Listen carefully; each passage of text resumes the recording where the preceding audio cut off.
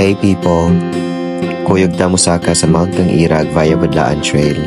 So gikan sa Gaisano Talamban, mga 17-minute motorcycle ride padung Skina to Budlaan Falls for 70 pesos.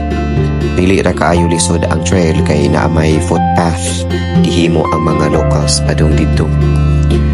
Diri sa Budlaan Falls, pwede ka maligo. Kaning panahon na daghan kay nangaligo.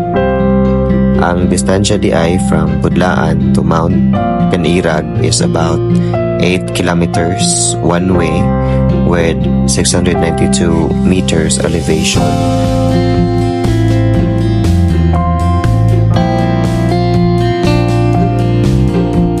Kung diri ka moagi na ay short river trail, pwede sad ka maligo sa kana nga falls, dive ka dinha, o pwede pud ka muni-muni, mahuna-huna sa mga problema.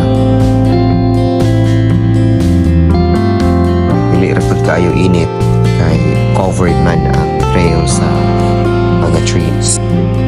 Na ay buko stop, ay dog diri ni greet.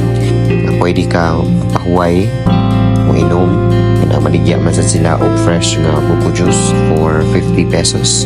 Karon na nata sa Mount Kangirag. This is the Sirao Peak. This is also a privately owned property. So na ay entrance 50 pesos for day use and 100 for overnight use.